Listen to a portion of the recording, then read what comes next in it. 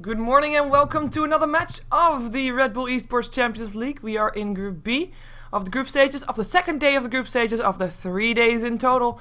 Of course, with me is Vikerman, but before I'm gonna let him talk, I'm gonna say Tongfu, DK. I actually should say something. I actually forgot what I was gonna say. Welcome, Vikerman.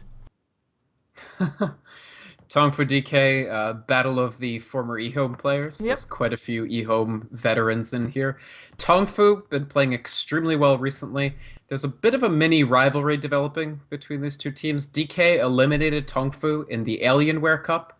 I know that Tongfu weren't very happy about that, but then Tongfu beat DK 3-0 Ouch. in the finals of the Dota Super League. So, Yeah. and DK, that hit them really, really hard. They weren't happy about that at all. ROTK made some pretty emotional social media posts about it, but I think today they've been looking pretty solid. They've definitely sort of recovered themselves psychologically, if indeed they needed that time. And I think this could be another great matchup. Two teams with different styles, both teams that have a lot of experience. The DK lineup has been in this format for a bit longer than Tongfu. King J, a relatively recent addition to the Tongfu lineup. He is drafting for them. I almost feel that his drafting has been the biggest step forward that he gave Tongfu, as they're still trying to fit him in, sort of in the lines of play. Yeah, of course I remember the thing that I wanted to say. Welcome to Beyond the Summit presentation. It's pretty important. Yes. I like King J as a drafter. The only thing that I don't like as much is that he doesn't draft moves Clockwork all that often, or House Queen of Pain. I'm sorry, I'm gonna keep saying it until I see them again because, I don't know, I just want to see them again. But let's hope maybe today we're seeing it. DK taking a long time to think about these bans, and I mean also Tongfu already taking into that bonus time. For just the first round of bans, there is a lot of pressure on these teams, and that is not just because of the group stages. I think both of these teams are pretty comfortable with making it through the group stages, but what better practice can you have for TI3 than to play a game up against your nemesis in a way, right? Official match on stage. I don't know if it's quite gotten to nemesis status just yet. But certainly developing a bit of a rivalry, Yeah. I feel. And DK, it is difficult to decide of all the amazingly strong heroes that Tongfu can throw at you. I was going to say one of the reasons you don't see Mu Clockwork that much is it does get banned. Clockwork is usually difficult to justify picking as part of the first 2 picks. But Tongfu do have an excellent win rate with Clockwork. They have an excellent win rate with Gyrocopter. One of those 2, probably the Gyrocopter, will be picked in the first 2, and now that I said that, it won't happen. Yeah, but the Visage makes it through. We've seen the Visage getting banned out a lot, we've seen him getting picked up early a lot, so not really a surprise that we see him as a first pick, I guess. With the Lifestealer, the one that gets banned out, that's actually the surprise for me, but then again, how's Lifestealer? We've seen him in this tournament on the Lifestealer mostly, I think at least 2 of the 3 games that they've had so far. Or all of the games that they've had, could be. But yeah, a very devastating one. And of course, we've seen how on the Lifestealer solo mid up against an OD. And maybe DK is trying to set up for an OD pick of their own. As we saw, for example, in the previous game. Io. Wow. I didn't mention him on purpose because I thought, well, these 2 teams, they don't really play Io that often. So not that high priority. But DK still pick it up. And that means that... They played it yesterday as well. Yeah, I think not that often. I was hoping for a Weaver, RTK Weaver. Still possible. That's one of the things that they're considering. I think DK are using this group stage partially as a training ground. It's important to keep experimenting. It's important to put new heroes into the rotation. The verdict on Wisp is in. There's no longer any controversy that this is an incredibly strong hero, even after getting some bug fixes, some nerfs. So it's to the credit of DK that they're starting to integrate this into their lineups. They're using this hero more often, drafting it highly. If you want to succeed at TI3 as one of these top-tier Chinese teams, you need to be either ready to ban the Wisp every time, regardless of whether you have first or second pick, or you need to learn how to play it. Yep. And so it's great that DK picks it here. I'm excited to see how they use it. Yeah, and of course, I keep thinking back about time 3 months ago, 4 months ago, and people kept saying, yeah, you know, IO in the Eastern scene, you just can't do it there. It just doesn't work the same. But, you know, in comes G1 League. And in Right. comes the IO. I love it. And indeed, I think it's a good call because you don't want to have to spend one of your 2 first bans on one hero all the time. You want to be able to also target a couple of, you know, a couple of bans towards your opponent specifically, which of course in a lot of cases is an IO, but still. Think about an alliance with the Nature's Prophet and the Lone Druid, for example, as we've seen people struggle with banning out against alliance. We have a Weaver pickup, Tongfu. Goes for that one, and of course denying it to RGK by picking that one up. Very strong hero. Just lately making a what am I saying lately for? Last month or two, having a huge presence in the scene, banned or picked off lane, mid lane, safe lane. We've seen it all. Yeah. Weaver has made an interesting transition. When he first was started to be used, it was almost exclusively in the offlane role. And now he's sort of drifted over to, usually more often than not, he's the one role in a multi-core composition. So for instance, you have Dragon Knight Weaver is a very strong combination, but you can also pair up other farmers with the Weaver as well. You can run him in the aggressive tri-lane depending. With Visage, you can definitely run aggressive Weaver tri-lane depending on what your opposition is. You can also run a safe lane tri-lane with him. He's a very strong hero, especially if you build him right. And I think both teams will be fairly happy with their draft so far. Yeah, the Naga Siren and the Nature's Prophet getting banned out. Naga Siren, no real surprise. We've seen him as a support often, or her, I should say. And Nature's Prophet as well. I mean, it's kind of interesting to see that they ban out a Nature's Prophet. Well, extra global presence, I guess. You don't want to deal with that. You're already dealing with the IO. And there goes also the Phantom Assassin. We've seen actually the Phantom Assassin a couple of times, I believe, as a combination with the IO, or at least we had. Well, that's gonna be something crashing on my computer, but it's not something that has anything to do with with Dota, so that's cool. Shockwave Flash has crashed. That's okay. I don't think that's too bad. No, it's not bad at all. We'll persevere. It's just make sure that my CPU is even more cleaned up right now because it's not trying to make Flash work or something. So the PA ban, a lot of these teams in China are using the PA as the primary pair with the IO. It's not just DK. Rising Stars has done it a lot. The nice thing about having the PA is that she does pair quite well with the IO. Obviously, the Phantom Strike is very effective with the possibility of getting a tether stun. Yeah. The other thing is about PA, compared to something like the Chaos Knight, the classic combination with IO that we see less and less, the PA scales. She scales extremely well, and she doesn't need for every gank to be successful to scale. She can just sort of continue farming, continue doing extremely well. DK secure for themselves a Dragon Knight. I not only like this pick in their composition, they have a lot of push potential with the Enchantress and the DK. I also like this to take it away from Tongfu. The DK Weaver combination could be very effective, and it's something that Tongfu, I think, would have gone for if available. Clockwork hasn't been banned in the first 4 bans, though. Let's note that. I think we're likely to see him, honestly. Well, let's hope so. But still plenty of heroes in the pool to take on the mid lane. The OD indeed getting banned out in the end, so you know, you still have your Puck and your Queen of Pain as well. We've seen Magnus a couple of times and up against a Dragon Knight. That's definitely a possibility. And especially if you're fighting up against an IO, you're gonna get forced into a bit of a team fight kind of lineup anyway, or because IO is not gonna allow you to just farm by yourself somewhere else. So a hero like that, a hero like Gyrocopter would fit in really well still as well, as we've seen Weaver often, as like you already mentioned, as a dual core hero. But they're taking their time, and it's a Gyrocopter in the end, so that's going to be their carry. And it's still, like, I say it's going to be their carry. He's probably going to be on the safe lane, but it still can be an aggressive trial lane coming out from Tongfu as well, leaving the Gyrocopter by himself. Because up against IO, having an aggressive trial lane is so strong. Just being able to delay that level 6 to the IO is very important. Yeah, so this is when DK are somewhat happy that they banned the Naga Siren support, because even though we saw it not do incredibly well in the last game, the Visage Naga supports Gyrocopter carry aggressive trial lane is actually very, very dangerous to go up against. Especially in a lane like DK are running, like IO Enchantress. They could end up just getting blown out, and that's a lineup that I know Tongfu have been running quite a bit. In fact, all the ace teams and Tongfu have sort of been debuting this lineup. LGD has been using it, Tongfu, IG, and they can still put together a very strong aggressive tri lane with the Visage Gyrocopter if they so desire. Yeah, and the bounty hunter picked up by DK. curious to see what they're gonna pick up last, because with this, I mean, it needs to be a carry that can definitely follow the aggression of the bounty hunter, but also follow the care potential of the gyrocopter. And that's gonna be interesting to see who they are gonna be picking up. And of course, Tongfu is also gonna ban one out when they have the chance in a couple of seconds.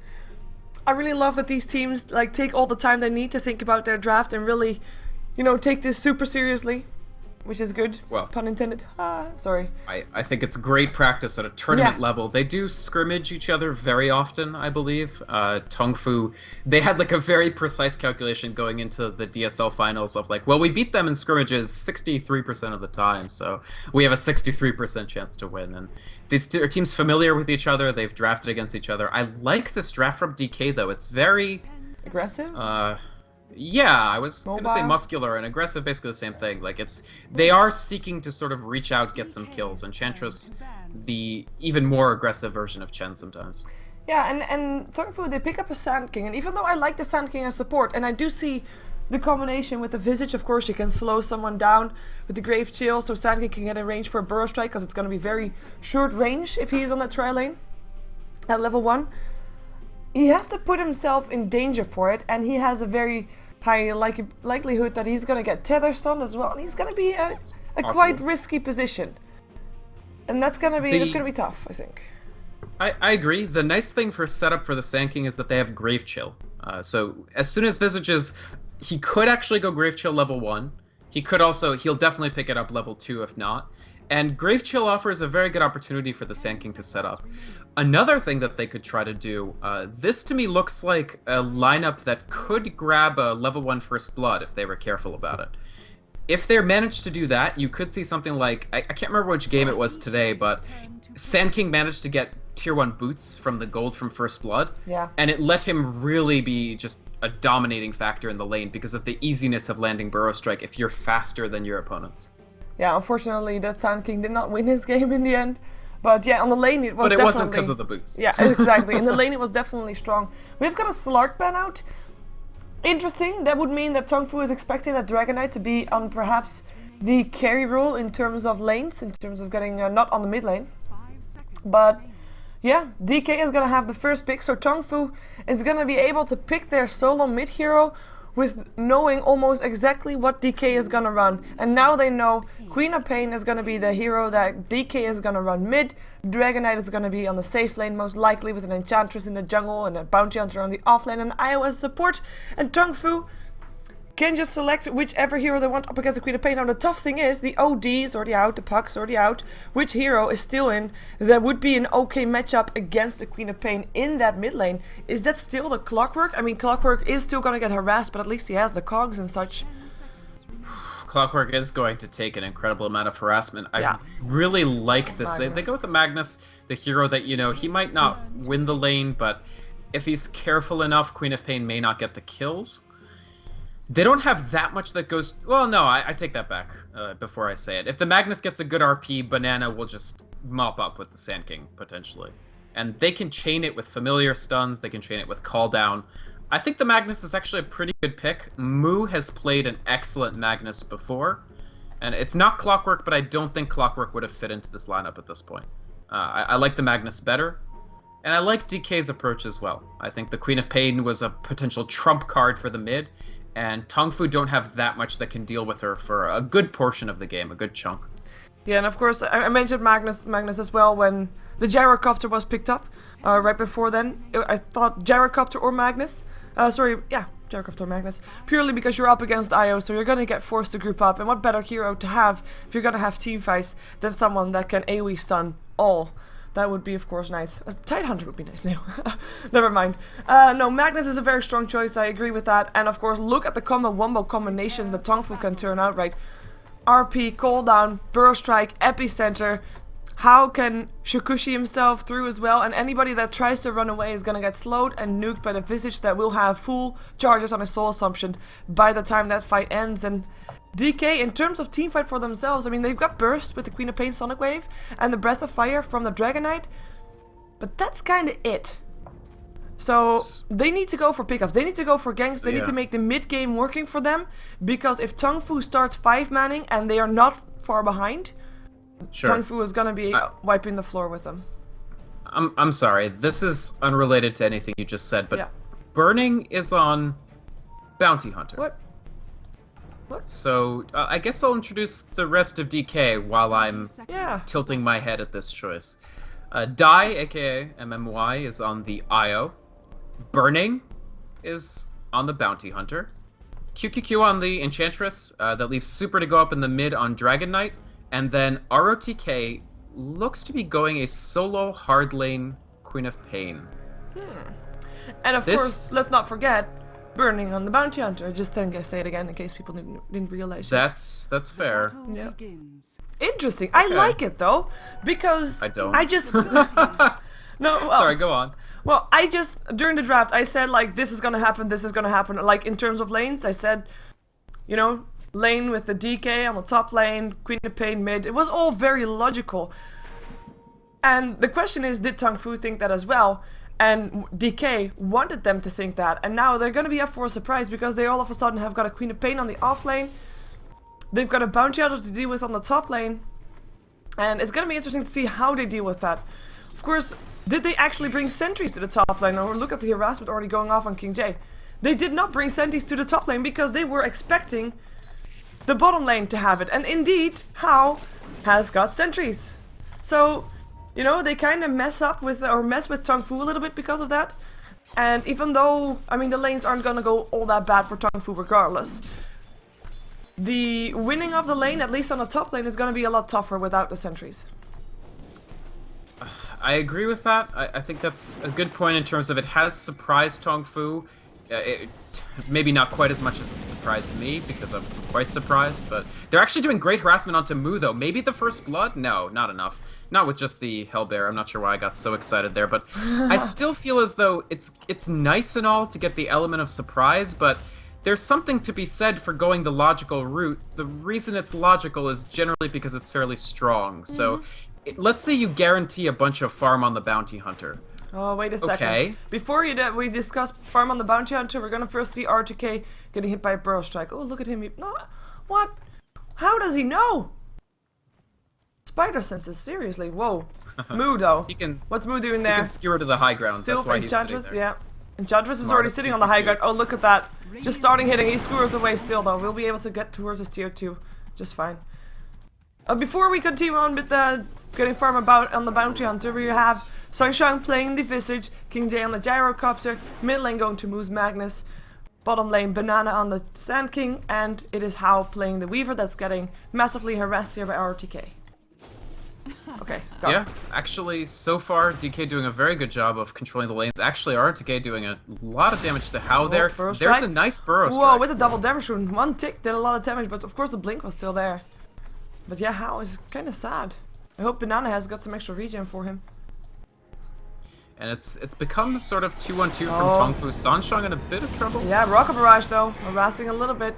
The nuke goes, and this of is course, also the fact is a level 3 bounty hunter simply does not do very much damage. And so without the Enchantress already there, they're not really going to kill Visage. They're not even really going to kill anybody. So Tongfu have rotated the Sand King. Sand King a fairly level dependent support, and Visage also has level benchmarks that he wants to hit. So the fact that DK will not be able to really punish this lane top means that Tongfu are going for the higher XP option, which is essentially having a dual lane bottom and a dual lane top. I like this decision from them. They're not going to sort of get kills with this tri-lane because there's no tri-lane, but they will get levels, and they're going to hope that Hao finds farm anyway. Sorry, that King J finds farm anyway. Yeah, Hao is not getting farm anyway. He is at 9 for 2. With RGK sitting on 12 for 4, so he's winning the solo suicide lane very nicely for him. In the meantime, Super sitting on 14 to 2, Mu 11 for 1, slightly harassed of course in the early stages of this lane, but able to at least get last hits. I mean, he is actually doing quite well considering Enchantress was hanging around here for a very long time. But because of that, also Super was more focused on trying to find a possible kill rather than trying to get last hit. So in a way it helped Mu a little bit, and actually it might just check for a second. No, it didn't help him getting extra experience. Of course his excursion back to the fountain made him lose quite a bit of experience. Super level 5, level 4 upon Mu still. Right, and ROTK has done pretty well for himself. I mean, the Burrow Strike didn't quite get a kill. How was quite low, didn't feel like committing to it. He is last hitting well, so they actually are tied on last hits. But the solo hard lane Queen of Pain has done very well for herself, I feel. Interesting choice by Super, unnecessarily taking 2 hits of the tower by being on the wrong side of Magnus. Moo actually punishes him kind of heavily for that. Yeah, luckily he still has his bottle charges, Super that is. We'll be able to spam them out instantly. The courier is already coming to take the bottle away again and fill it up at the fountain. King J in the meantime, 20 last hit, 20 for 4. Actually doing pretty nicely. Burning 21 for 1, so he's not getting shut down by this dual lane at all. But at least King J is getting farm, and I think that's the most important thing. And King J is not really in any risk of dying, as you already pointed out. Bounty Hunter not really having enough damage to really go hard on someone and actually is able to take him down. Unless he skills more into Nana. He actually got level 2 Shuriken Toss, which is actually quite powerful up against Sunshine. Look at that flat cannon. Forced to go invisible already.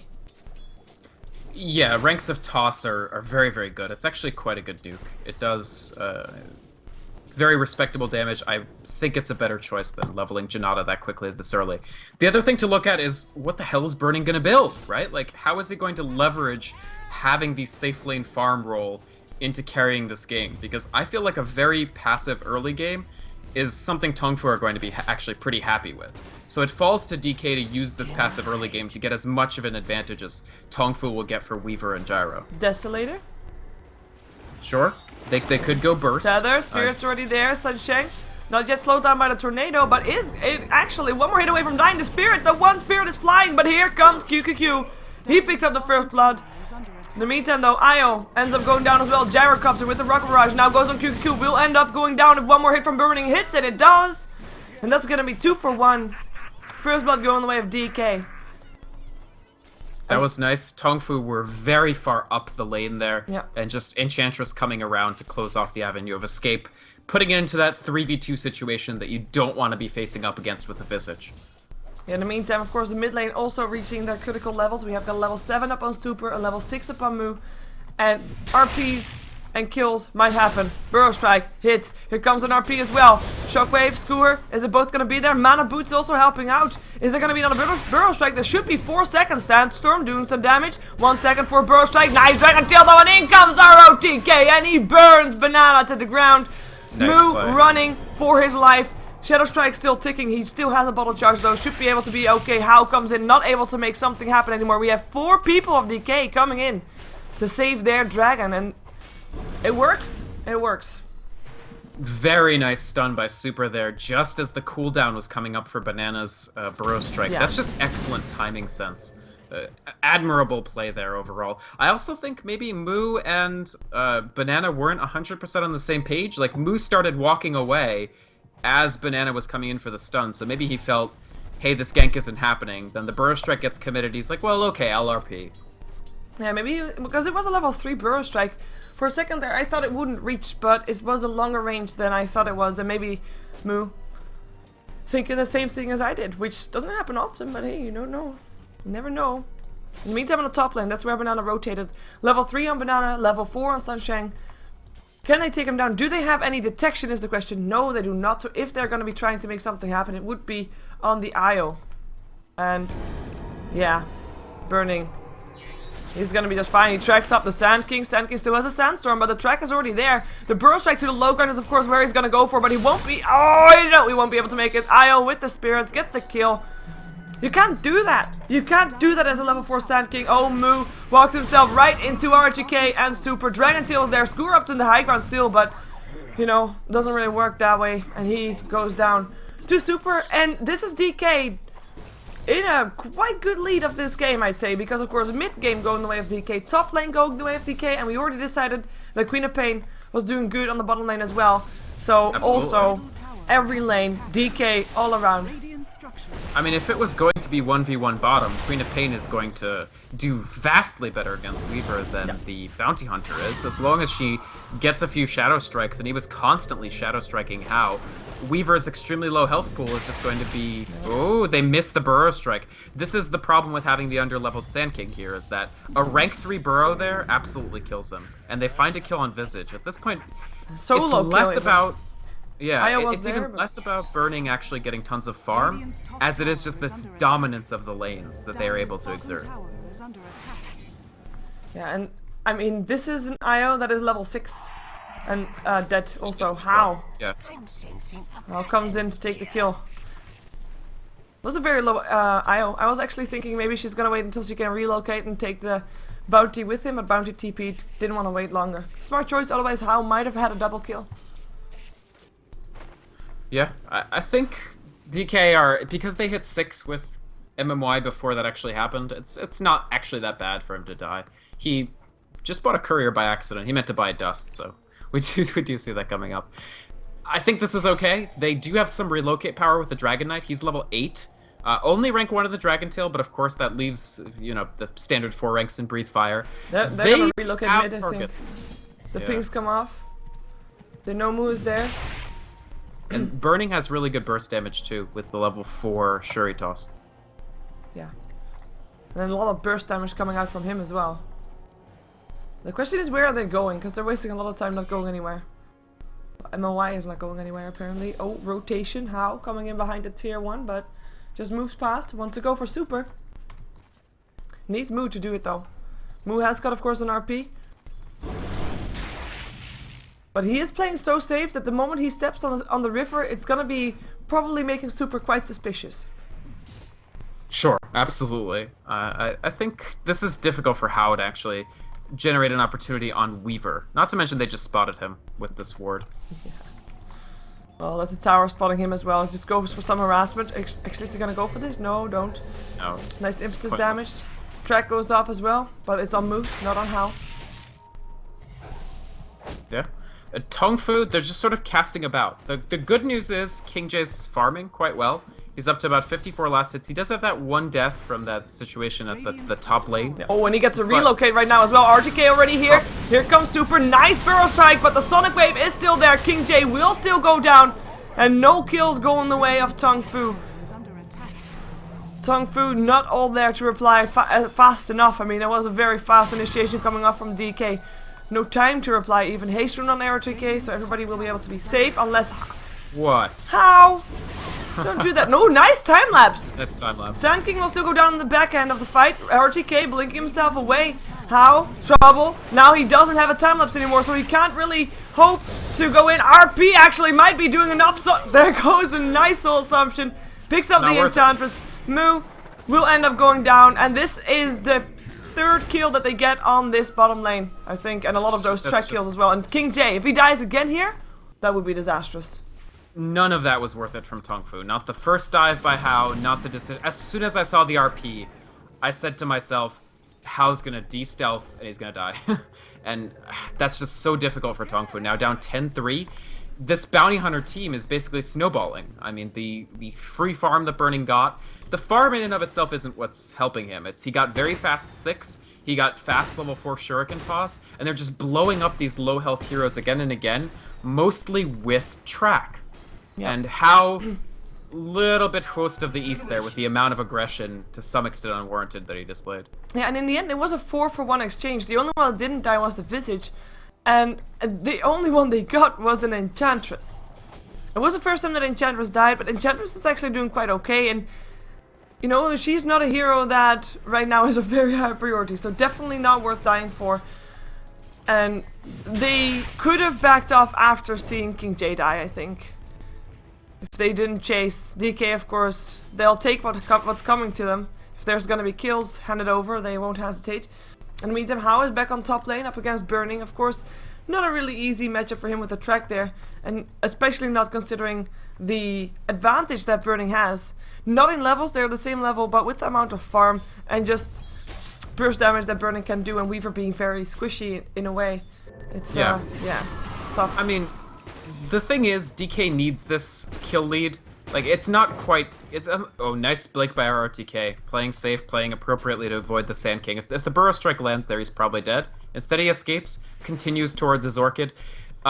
I was gonna say, DK might seem very ahead, and in a sense they are, but if they weren't ahead on kills, this game wouldn't be a tie game. We'd be saying Tongfu are vastly strategically ahead. True. DK have the team that needs to consistently earn kills and prevent Gyrocopter from scaling. They're doing a fantastic job so far. They're going to need to continue to do that. Yeah, the question is, what we already said at the start as well. We knew indeed that what you said, DK, ganking lineup, killing lineup. But what happens when Tongfu has got their core items, when they've got a Blink Dagger up on Mu, when they've got a BKB up on the Gyro, and they start 5-manning Dota? Depending on how far they are behind, it's going to be easy or not on them, but as long as they're not too far behind, and of course the big question is what is considered too far, and I don't think that we can actually have a certain answer to that, but depending on how far they are behind, they will still be able to just win the team fights and then get back even ahead after that. Yeah, I would say Tongfu certainly had a difficult early game, but it's not to the point where they're in panic mode just yet. Yeah. The Weaver house farm is not great, but King Jay's is still pretty good, especially with the 2 deaths, and he's building quickly towards that BKB. Absolutely the correct choice here. Yeah, looks like tier 1 tower going down here. First tier 1 tower to go down. I mean, that's one of the things that we can kind of count troublesome for Tongfu, because map control is of course important to try and farm, and I just said something about core items, and if you want to have core items to begin with, you need to have farm, obviously. Relocate, where are they going to go? They went mid, but it was already Mu that ran away, screwed himself away, realized it was coming, of course you can see it's coming, and went hiding behind this tier 1 tower. And they'll relocate back top. Whoa, King Jay was still around there, I don't think he realized. Trapped. That's dead. One dead gyrocopter coming right up. He kind of got played, in my opinion, Shiver. They almost baited him by not being there, and you can't... Wisp can always be there if relocate's up. They get another kill on the bottom against Sand King. Less important than the gyrocopter kill, but just the fact that they're consistently killing Gyro is what they need to be doing, and DK are doing a great job of it. Ooh, he cancels the RP. That's good, it would have missed. Yeah, RTK would have been able to survive, and this is a tier 1 tower on the bottom lane that goes down as well. That would mean that we're gonna have 2 towers taken down within the 2-minute mark, or within 2 minutes of each other.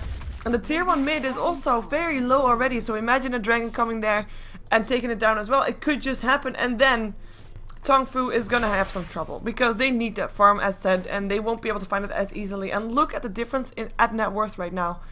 The difference is immense. We've got King Jay, who now died 3 times. Yeah. And he's only got a 4k net worth. He's only got his overcup for his BKB. Right, he's falling behind because he's losing this unreliable gold he's building up. I mean, he has 1 kill and 0 assists, so he has no reliable gold to speak of. And he's dying. That's the one thing. This is not the first time on Gyrocopter that this has happened. If Tongfu is going to draft in a situation where they need King Jay to carry the game on a hero like Gyrocopter, he has to play safer than he's been playing in this tournament, and I would say just in general. Yeah, well, as a good thing for Tongfu, they've got a Blink Dagger up on Magnus. And a not so good thing for Tongfu, they lose a tier 1 tower, but oh, and they might actually lose Banana. Nice burrow stroke though. They'll still go down. Nice RP up on 3 there as well. With the relocated heroes there, of course, the Dragon Knight is one big ass giant dragon with his BKB for 10 seconds.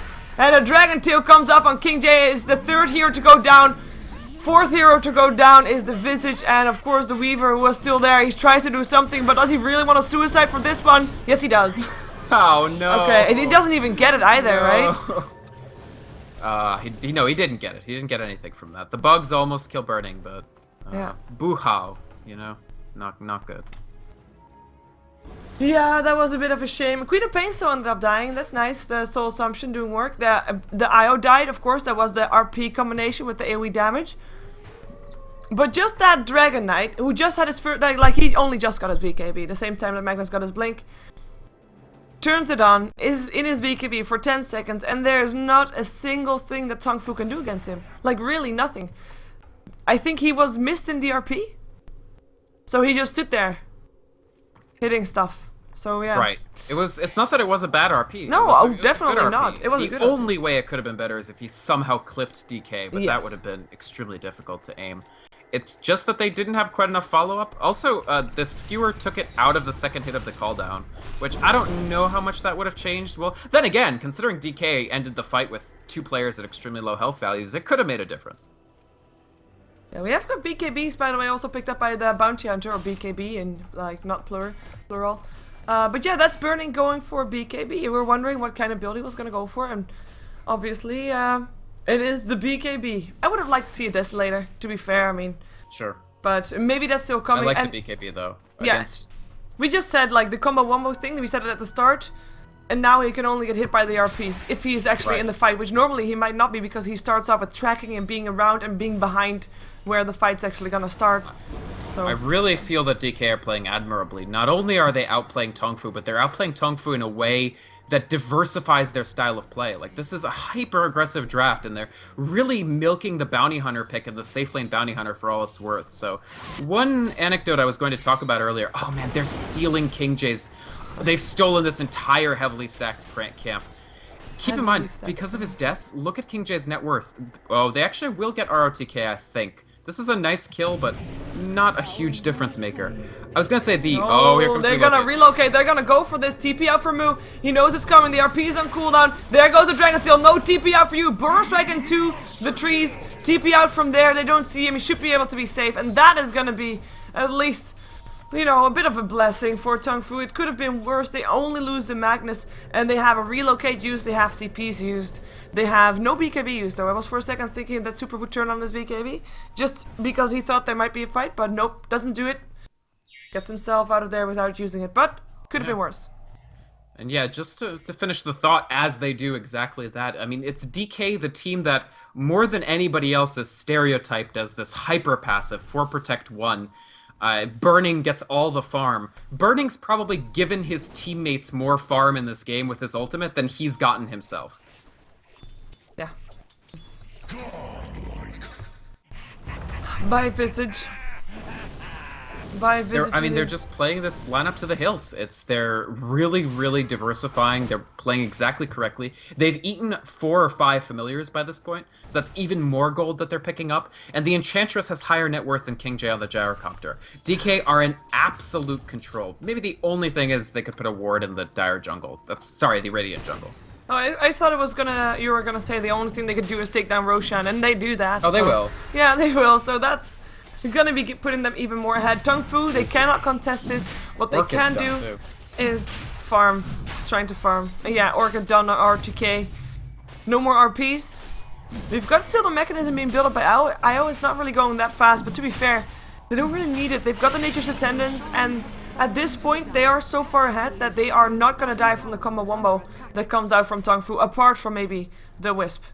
Even just the Buckler right now is great for Wisp because the AoE armor bonus, the 2 active, first off, it lasts as long as the cooldown is, basically, so it's going to... No, yeah, it lasts exactly as long. So you basically have 2 extra armor to teamfight with, Burning stealing even more familiars. My god, these Visage familiars have given them a lot of gold. But I was going to say, that's great against an underfarmed Gyrocopter. Any extra AoE armor against a guy who's rushing BKB, he's not going to do that much damage. What if they had Vlad's on Burning or something? Then he'll do no damage. Yeah. I'm just seeing the Sand King, realizing he's level 7. Figured I checked the levels for a second. Sand King, lowest level on the map, level 7. Highest level is double his amount, the Dragonite, level 14. And this is actually quite a big difference for all. Lucky for Tongfu is that they do have the level 11s up on both the Gyro and the Magnus. But of course, no level 2 epicenter is actually quite big. If you want to try and win this on combo wombo combination teamfight style, you need a level 2 epicenter. You need your Sand King to be having more than what he has. He doesn't even have mana boots. I agree, but that's frankly a distant dream. I don't see Sand King hitting level 11 for... until the game ends. Until the game ends. I didn't want to say that because it sounds very, very grim when you put it that way. But it is entirely possible that Banana ends this game level 10. Yeah, Burning gets scouted out on the sentry, so instantly Visage moves away. I mean, this game right now is DK's to throw, right? I think we can agree on that one. I don't like to use that word, but they're ahead. They have the Orchid, they have a Queen of Pain with Aegis. The only way that Tongfu wins is if DK makes some mistakes that they can profit from. That's basically what I mean for DK to throw. To give away. At the very least, Tongfu need to cut down on some of their own mistakes this game. For instance, King J basically can't die again for the next 10 minutes. He needs an uninterrupted farming spree. The BKB won't actually help him farm. I mean, it gets you some damage, but it's really not that great. So he needs to be safe, he needs to farm, they need to reestablish vision. They've done a good job of getting vision in their jungle. That's a good start. They also need to reestablish control of their ancients. Yeah, we're gonna see that RTK might be finding something. No. But he might be finding how. I don't think he can take... Well, he has the Orchid. Dire's middle tower is under Here comes the rest of the team. Whoa. Yeah, there goes the Orchid. Slow is there as well. No Shikushi for How. The team needs to be there though. The Shockwave indeed will send RTK on the way. And the rest of the team wasn't there in time. And Sand King finally left the bottom lane. Just want to point that out. Yeah, he was sitting in those trees for a very long time. I think Sonic Wave actually leads to Weaver's death there after you factor in the Orchid damage, so it is odd that RTK... I mean, he thought that if a team fight erupts, like if Tongfu jump on you after that, then you're gonna feel like a huge idiot for using that Sonic Wave early. So that's why he holds it back there. Yeah, Moo in the meantime, just counter-warding. He's got himself a gem. So able to take some control back of this map, and it's of course definitely needed. I mean, if you want to still try and get some items up, you need to get your farming place secure again. In the meantime though, this tier 2 tower taking tons of harassment. There's no tier 2 tower down just yet, but this will be the first one if Super keeps hitting it. And he has a heart. Yeah, I saw him build the Reaver and I was like, oh man, they just really want to take Gyrocopter and Visage out of the ability to do anything this game. Nice deny though. Oh, Burrow Strike up on RTK, jumps himself in and takes a ton of damage, but it's gonna be the Weaver that ends up going down. BKB's turned on for everybody. But only one kill for each. Nice. RTK back up. With the gem of his own as well. So able to see Weaver all the time. But yeah, DK back off. They take the tier 2. Gonna go to the next tier 2, why not? It's already down to half HP anyway. Sure. They do run out of the Dragon Knight ultimate, which is part of why DK is such a powerful pick these days, is now that the level 2 ultimate includes the Corrosive Breath, you get just tremendous benefits from using it. From level 11 to level 16, Dragon Knight is a hero with fantastic push and AoE auto attacks in a team fight. It's not to be sneezed at in terms of pushing his 5. Banana! He sneaks the haster in there. That's a neat little trick. Nice. Still doesn't have anything, but nice. He has a haste rune, I guess. Moo blinking himself away, being very careful. I like that he still tries to counterward that far outside the base, means he's still confident that they can indeed do something. The question is, are they going to fight for the next Roshan? Which is up again in 5 seconds as the timer comes out. Because the next Roshan, I think, if DK gets it, they're going to be able to get high ground with it. If Tongfu gets it, they are not going to get high ground with it, obviously, but at least they'll buy time, because Tongfu will probably not really want to fight for sure, unless they know for a fact that they are ahead, or if Tongfu makes some mistakes, for 6 minutes after that. And Tongfu do have that combo wombo style combination, so a team fight in the Roche pit might actually be exactly what they need. And it's in what, 4.5 minutes? Yes. I think if How hits, I mean he will, barring some sort of unforeseen catastrophe, How will have BKB by then. So you do have your Gyrocopter and your Weaver equipped with a BKB, and you have Sand King, who even with level 1 Epicenter is a very, very strong hero to fight in the Roche pit, as long as he can successfully get in there. So yeah, I think they could make something happen. Between the Magnus, Visage, Sand King, and Gyrocopter, surely they could put together enough AoE. It's going to be a question of positioning and how quickly DK responds, if indeed DK even goes for it. Because, I don't know, I feel like DK don't necessarily need the Roche to continue controlling this game, so much as they need to just continue killing, which is what they're doing here on Banana. Yeah, poor Sand King. Relocate juice. I like that the tether is actually stuck to the tail of the Dragon Knight. Oh, what?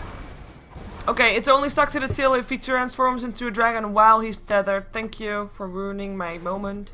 Looked funny though, for a second. Oh, they find How. Dragon tail will be there. No escape for How. He goes down. And with these pickoffs, they might go high ground with it, regardless if they have Roche or not. Yeah, that's what I'm saying. I mean, he doesn't have buyback, keep in mind. So 50 seconds without the Weaver, they're just going to take this tier 2. They have, I mean, level 16 Dragon Knight is amazing, but you do finally lose the Corrosive Breath. So that's something to slow down their push. But it's still so excellent. I mean, they're going to clear this tier 2 tower quite quickly. They can probably still take Roshan if they want to before they go for their final high ground. DK, he's out of Frost Dragon time, right? Yeah, he is. Radiant's top tower has Nobody can do anything in the meantime. Sun Sheng also doesn't really have anything. King J out next to his BKB. nothing to show for. And the Weaver, of course, the other semi-carry, building towards his BKB. And even if he has that, where are they going to get the damage from apart from their spells, right? Super with the BKB, if he turns it on, he's practically invulnerable to everybody of Tongfu. Queen of Pain almost having her Scythe of Vice ready. I say almost, but I think she has it. Yeah, she has it. Boom. Scythe of Vice. Yeah, this is... ROTK has had an excellent game, I feel. Even with not a fantastic KDA, the lane, the pressuring How early, keeping his farm down, and later on controlling space, getting the good items. I think ROTK is making an impact. Yeah, and there's of course still 2 people on DK that haven't even died yet to begin with. Both the Dragon Knight as well as the Bounty Hunter. So the Burning Bounty Hunter hasn't died yet. And I mean, there's been tons of track kills. He's been actually like actively involved in 15 of the kills, but I believe there's been some track kills that he just tracked up and then wasn't involved in the killing themselves because Super did it for him. Super has been involved in 16 of the kills, also hasn't died yet, and that's pretty impressive. He also got a Maelstrom right now. It's a 3k HP Dragon Knight because he has that early heart and the levels, and he's got 21 armor. If you're Tongfu, you look at this Dragon Knight and you think, oh, okay, I guess we'll just have to deal with him because we certainly aren't killing him. Yeah, How is gonna get killed off here, I think. At least, no. They're not gonna go for it. Okay, fair enough. Fair enough indeed. Meantime, maybe time for a smoke from Tongfu. At least they're walking towards the high ground here. Let's see if they can get something going. DK sitting in the mid lane. Question is, what kind of initiation can Mu get? He needs to have an almost perfect RP for them to get their perfect team fight going. But they are willing to try, apparently. Not gonna be easy, though. Yeah, it's a very... If Tongfu get caught out here and they don't get a fantastic initiation and a lot of their ultimates to be effective, they could just seal the game for themselves in a bad way. Yeah, waiting for Mu. Mu is the one to... Alexa, you know, they back off. Don't want to risk it anymore. And as does DK. They realized something was up, something was missing, as in enemy heroes. They're beelining for Rosh, yeah. Also. They push Tongfu as far as possible up until the exact moment that the Roshan respawns. And they're going to go clear it as quickly as they possibly can, probably before Tongfu can go both push it out and get there. You see Tongfu smoking? They're going to try to make it here before it dies. But I think DK can kill it before Tongfu can arrive. It's going to be too late, way too late. And they can't really hope to defeat a team fight when DK has an Aegis. Oh, so good. That was just really good play. Really smart strategic play from DK. Locking Tongfu from the ability to stop it. That's so sad. I mean, DK doesn't feel safe just going for a random Roshan, right? Like, especially if they don't have vision of Tongfu. But if you can absolutely ensure that they're on their high ground with a wave pushed in, then all of a sudden the Rosh goes from very dangerous against a team that's good in confined spaces to completely safe against a team that's not going to catch up to you. Yep. And now with the Sages, the question is, what will they do? Where will they go? Straight mid, get themselves high ground? Or try to find a pick off first with a relocate or just with a random gank? And only then feel confident enough to go high ground. What does that Aegis buy them? Of course they want to push out the lane on top, totally understandable. Oh, maybe they want to take down Mu. Mu is sitting on the bottom lane. There's some people around there. Blinks and 3 TPs. Safe. Yeah, I mean, they do see him. He did see them as well, so they have the ward here. Yeah. I think Mu, no matter what, gets out of that alive. He would have to be fairly comatose to not catch the fact that they would start going for him. Yeah, Blinks and TPs. So, Tongfu fighting from behind.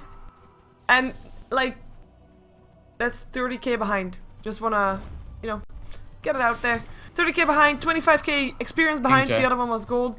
King J will live. Oh, it's only RTK. The rest of his team, the rest of Tongfu is smoked up, going top. And they might be able to catch MMY or Burning. They're gonna look for him. Let's see if they can get him in time. Oh, they're gonna go through the low ground. Oh, blinking! Oh, he blinks into a tether stun. That is gonna be tough to take. Tries to screw out and misses. Awkward. How frustrating. You get tethered, and then once the tether stun lands, they're relocating on top of him. Yeah, oh, he blinks into the forest though. But he is of course tracked up. So they know exactly where he is. They just have to get it within 7 seconds. Although they're actually relocating from. They're relocating to like 2 feet away, so Yeah. it's not a problem. New track, here They comes can a new shuri blink. him whenever they want. Oh, TP out. Is he gonna Really? be in time? Yes, he is. Nicely done. Down goes the bird still, but yeah, we know that familiars die in this game. Nicely Sick. done, though. sick, yeah, for sure. For sure, good escape. And DK, they don't want to waste any more time, frankly. They've got the Aegis. They want to sort of at least pressure Tongfu back up onto their high ground. Well, success achieved in that case because everybody is waiting for DK to try to make their move. And then hopefully for Tongfu, DK makes a positioning mistake or any kind of mistake and Mu will blink in with an RP at Burst Strike. Epicenter, of course no blink, so it will be just a Burst Strike Epicenter. Oh, RP on Burning. yep, it's just one though. Just one. Burning actually puts on his BKB, still alive, and in comes the rest of DK. Go for Dragon Tail Mu. Gets picked off. And this is gonna be high ground. Everybody runs. The DG is called. They know that they can't do it without that perfect RP. What an anticlimactic ending. Like, I didn't even notice that he was going in for that RP because our DK didn't look to be grouping up. And you can't... yeah, oh well. I'm uncertain about the RP in general, like, just the decision to use it. Let's suppose you even kill Burning, guaranteed, and you get out. You're stuck for 110 seconds without a reverse polarity, and you've got a bounty hunter with it who almost certainly could buy back. I think it was more or less a desperation move from Tongfu, the idea being to maybe cause DK to position themselves very badly for the ensuing fight. But even so, you have to be ready for the fight to ensue. You have King J using his BKB after getting tagged by the Sonic Wave from the Queen of Pain, so he starts the fight at half health. You have this weird... You're basically low ground. In fact, DK are almost more high ground than you are. Just a difficult situation for Tongfu, and I honestly think DK's aggressive posture this game, as well as the lanes, took them by surprise. DK strongly vindicated, I believe, showing off a style that they're not known for and excelling with it. Yeah, I think the lanes were a large part of it, but also just execution. I mean, they were, like you said, aggressive the whole way through, and Tongfu, they just didn't find a way to deal with that after Mu had a pretty tough lane in mid, of course. But, oh well. Let's see DK again, though. They're this time gonna go up against maybe a bit of an easier opponent, at least in terms of overall rankings. That would be the case. They're gonna go up against LGD International. So DK LGD International will be the next Group B match for, of course, the Red Bull Champions League. Esports Champions League, even. We're gonna see straight away the game. So, well, straight away, we're gonna give the players a time to get rid of their gear and then get the gear of lgd.int there. Of course, this is a LAN event, so we're having about 10 to 15 minutes in between each game. So stick around. DK LGD International will be our next match of today. Oh yeah, and of course you're watching a Brilliant Summit presentation. I'm Shiver, co-caster is Vickermond, and because I don't have chat, I can't post our Twitters in there, so I will say our Twitters. It is @Vickermond on Twitter for my co-caster and @Shiver Gaming for myself. And we'll be right back. Don't go.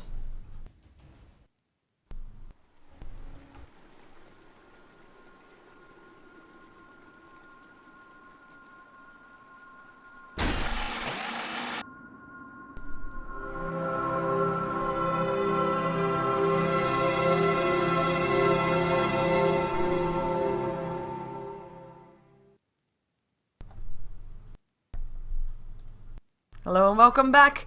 I'm gonna give you music and commercials while we wait for the next game to be up.